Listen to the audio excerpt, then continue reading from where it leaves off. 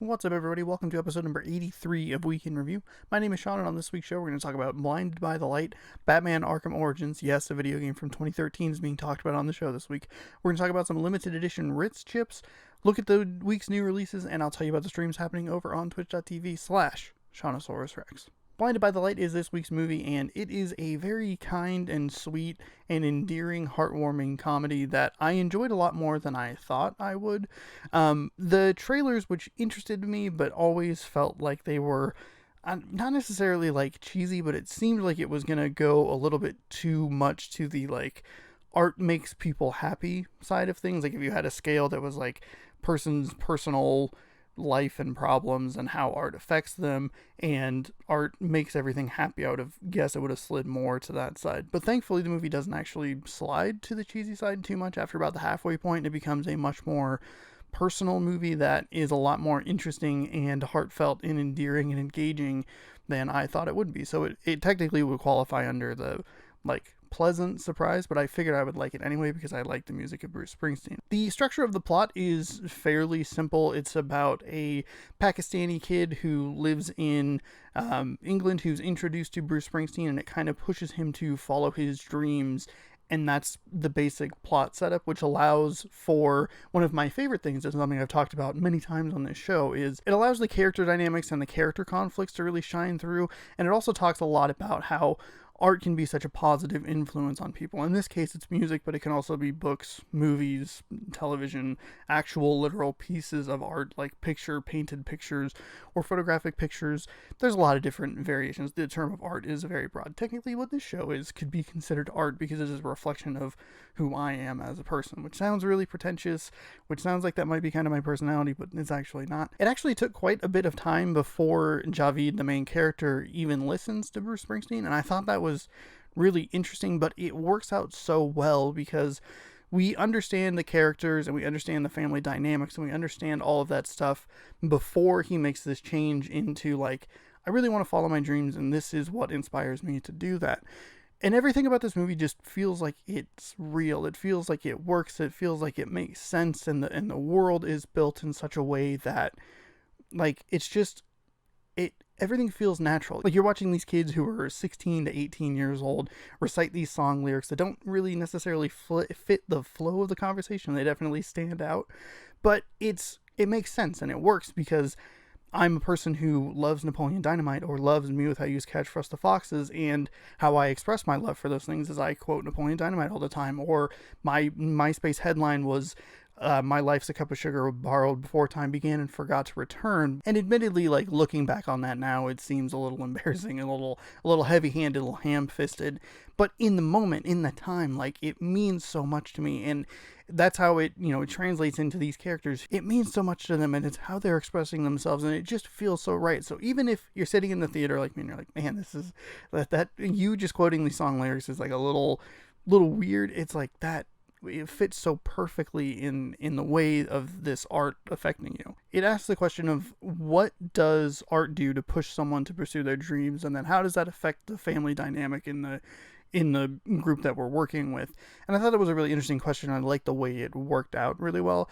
I also think that because it takes so long, it makes the ending a lot more powerful because we can see where things are, where they end up. Everything in the movie felt very real and relatable and understandable in a way that made the ending like emotional portion of it very satisfactory. And I don't know, I had such a tremendous time watching this movie, and I highly recommend that people check it out. I think that even if you don't like music by Bruce Springsteen, like I enjoy his music, I think there's enough here to kind of work around it. Like, obviously the Bruce Springsteen stuff is pivotal to the plot of the movie, but I think that the characters are still really endearing. The questions that it asks are interesting, and the relationship dynamics are fun and engaging to watch. And I think this is overall a very positive movie for people, and I really enjoyed it. Next up on this week's show is Batman Arkham Origins, a game from 2013.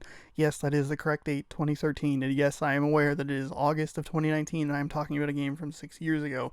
But Arkham Asylum, the game that really started the Arkham franchise, celebrates its 10th anniversary this weekend, and I thought it would be interesting to go back and play Origins because I never played it, and it's set before Arkham Asylum. So then you play Arkham Origins, you play Arkham Asylum, then you move on to City, which I never beat, and then you move on to Night, which I think is sitting behind me on a shelf unopened.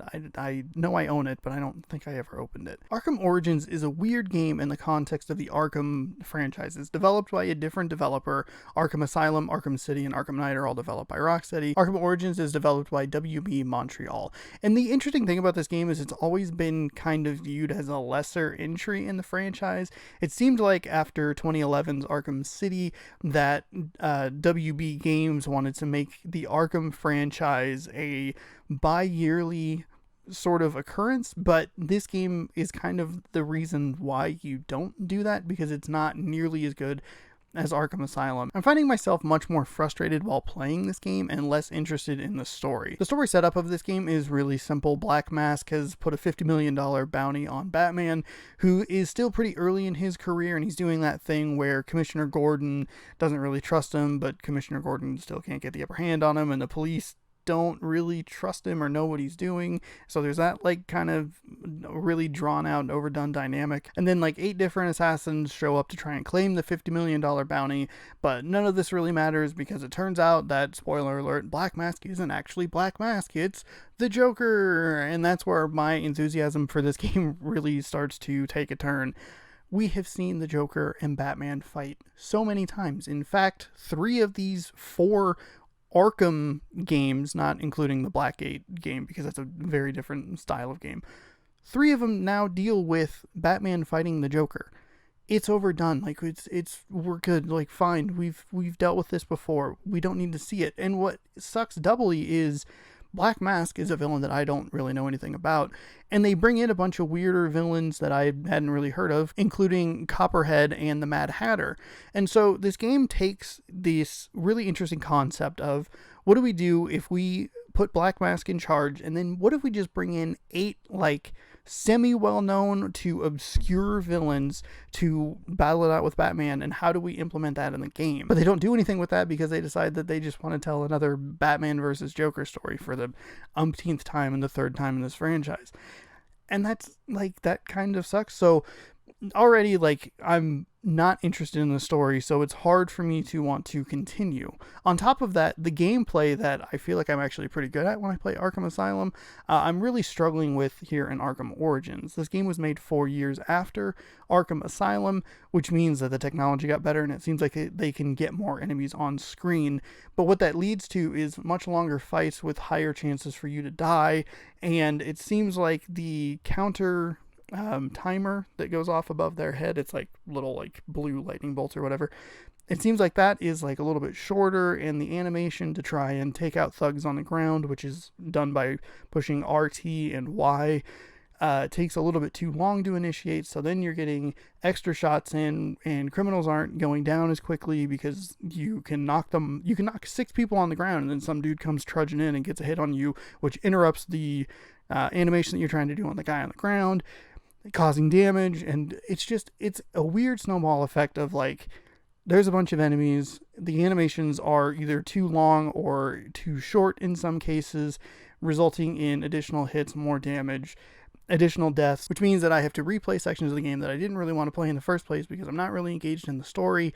And it's just kind of a hodgepodge of like a bunch of different stuff that makes it super hard for me to go like, man, I want to turn this on again. And then on top of those 2 things, you have a mission structure, which really is annoying to me, where this game qualifies as a Metroidvania game. And what that means is certain areas are going to be locked off until you find different tools to unlock those areas. So basically it's like area X is going to be locked off until you go over here and then you come back. And it's like a really interesting and engaging mechanic of like, oh, I see that I can break that, but I don't have the tool to use. I'll come back later. It's really cool. This game goes out of its way to make things that should be short really, really long. There was a sequence where you have to break into the Gotham City Police Department that took me like 45 minutes to an hour. I completely forgot what I was there for. At some point, like, I had looked at a crime scene, and I needed to access the database, the criminal database in the GCPD, because they have that. They have the National Criminal Database in the Gotham City Police Department. whatever. It's a comic book. We'll move past it. But you go to the GCPD and you spend an hour in there doing things that are like somewhat tangentially related, but definitely feels like the game makers were like, well, we could just put an extra item in here, so we'll make this section last a little bit longer. But in the length of that, I forgot why it was there, and then it clicked into the end. It's like, oh yeah, like that's right. And it just doesn't feel like, it just doesn't feel good. Like the mission structure is weird, and the story I don't care about, and the gameplay is not as like polished as other entries in the franchise, and it just kind of adds up to a much lesser piece of entertainment. So take those three elements, throw on the fact that there are two really bad boss battles in the game, including one against Deathstroke, I think, yeah, Slade Wilson, whatever, that is not intuitive or interesting or fun, and the hint that isn't really a hint, where it's like you have to make sure to counter at the right time, otherwise you're not going to be able to counter, and it's like, I don't know what you're talking about. You've basically given me an I Spy book and said there's a red car in there. When I say, well, what am I missing? And they go, it's a red car, it's there, just you'll figure it out. And it's like, that's not fun. It just doesn't feel right in a number of different ways. The other boss battle against who was it, Copperhead, wasn't super great. There are way too many enemies on the screen, and the game wants you to use the countering a lot, but it doesn't always feel like it applies it correctly, where like two people come running at you. Theoretically, you should double counter if you hit Y and they both have the things on their head, but Batman doesn't do that. Sometimes he'll just do one of them, and it's like, well, this isn't helpful. To be fair, the game is 6 years old, so if you've played it, you've probably already played it and you already have your opinion on it, and if you missed it, I highly doubt you're going to want to go back and play it now. Thankfully, it is Xbox One backwards compatible, and it runs pretty well. It froze only one time. Take that for what it's worth. And this just isn't a game that I'm enjoying as much as I've enjoyed other entries in the franchise. Boy, fighting criminals and being mad at video games sure does raise an appetite.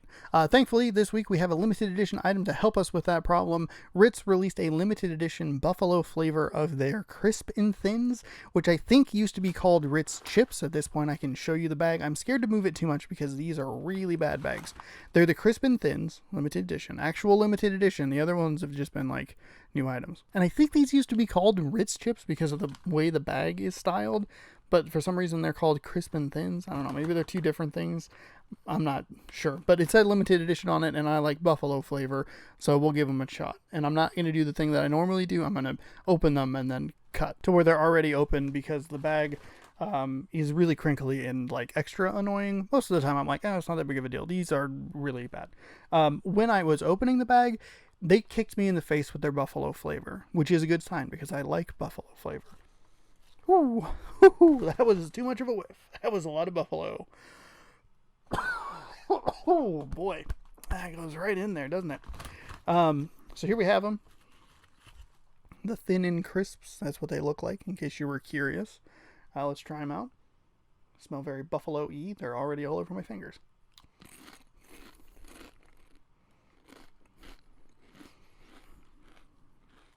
Okay, so they're definitely different than the chips that I was talking about earlier, and the reason is because these are thinner and they're airier in the middle. The Ritz chips were like more thick, like throughout. They had like a different texture to them, but these are really, really good. They have like a nice buffalo flavor that isn't overpowering too much or like too hot, but it's definitely there. Wow, these are really, really good. I didn't really know what to expect because I haven't had the Crisp and Thins before, and I like the texture of it. I like the like kind of airiness of it, and it has great flavor.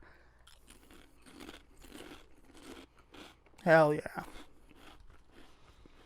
God, it's so key that they aren't too hot, because instead of eating like 3 of these and crying, I get to eat like 75 of them and not worry about it. It's It's really nice. I appreciate it. Thank you, Ritz, for making something buffalo flavored that isn't just searingly hot and makes me tear up. I appreciate that. So much so that I might actually tear up. Wow, I can't believe how good these are. I found these up at Safeway, shocker, and yeah, they're very good. So try these out. They're limited edition Buffalo Crisp and Thins. They have a really good flavor and like a subtle little kick to it, and it's just like it's the perfect amount of buffalo sauce for me. And I really like that. Buffalo flavor. It's not actual sauce, but flavor. You get what I'm saying. They are very, very good. Finally, on this week's show, we'll take a look at this week's new releases. On Blu-ray, The Hustle, in theaters, Ready or Not, and Brittany Runs a Marathon. And then one game this week in Truck Racing Championship, I think is what it's called. That's what I have written down. And normally, because it's like the most generic title in the world, I wouldn't care about a game called Truck Racing Championship. But the twist with this is, instead of it being like your average everyday like racing truck, they're like big, giant, huge 18-wheeler, the front portions of 18-wheeler big rigs. So that was obviously enough to catch my attention and pick up the game and stream it on Wednesday on twitch.tv/ShaunosaurusRex. And then the rest of the streams this week are going to be Arkham Asylum. We're going to do that for the 10th anniversary of one of my favorite games of the last generation, maybe ever. I really like that game a lot. I know it has like kind of a shitty final boss battle, but holy shit, that game is awesome. And I really, really like it. So we're going to play that this week, and it'll definitely be a step up from Arkham Origins. Boom. Got him. Roasted Arkham Origins. Thank you so much for watching this week's episode. If you like the content, scroll on down and hit that subscribe button. If you like the content enough and you want to tell me something, you can scroll on down and you can leave me a comment about the Crispin Thins, the Buffalo Crispin Thins. What did you think of those? Were they great? Because they were. You can tell me what you thought of Blinded by the Light, or if you want to tell me your 6-year-old thoughts on Batman Arkham Origins, you're welcome to do that as well. Don't forget to go over to challenge.com/sept mascot madness to fill out your bracket. The Mascot Madness tips off on September 4th at 6 p.m. on twitch.tv/ShaunosaurusRex. Be sure to check out the streams on that same channel on Wednesday, Friday, Saturday, and Sunday, and stay tuned right here every Tuesday for more Week in Review. See you next week. Buffalo-y.